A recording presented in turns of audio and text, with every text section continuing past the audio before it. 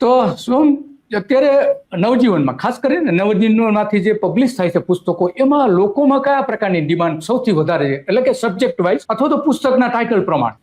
ગાંધીજીને લઈને આ સવાલ બહુ ઓછો અમને દેખાતો હોય છે સરફેસ ઉપર, કે ભાઈ ગાંધીજીનું આની ડિમાન્ડ વધારે છે, આની ડિમાન્ડ ઓછી છે, એવું બધું બહુ હોતું નથી. મોટા ભાગે ગાંધીજીના સાહિત્યમાં જે બહાર વંચાતું હોય છે તો ગાંધીજીની આત્મકથા, જેના વિશે બધાને ખબર જ હોય, સત્યના પ્રયોગો અથવા આત્મકથા અને the story of my experiments with truth.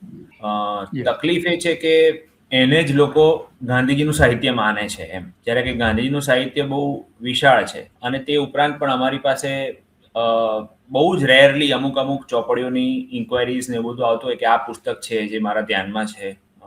જેમ કે ગાંધી અને ટાગોરના સંવાદનું એક પુસ્તક એક સ્કોલરે પૂછ્યું કે આ નવજીવનનું પ્રકાશન છે, તમારી પાસે છે? એટલે અમારી લાઇબ્રેરીમાં હતું, અત્યારે એના રનિંગમાં નહોતું, તો અમે પછી એને રિપ્રિન્ટ કરીને એને સર્ક્યુલેશનમાં લાવ્યા. એટલે આવી ડિમાન્ડ્સ ક્યાંક આવી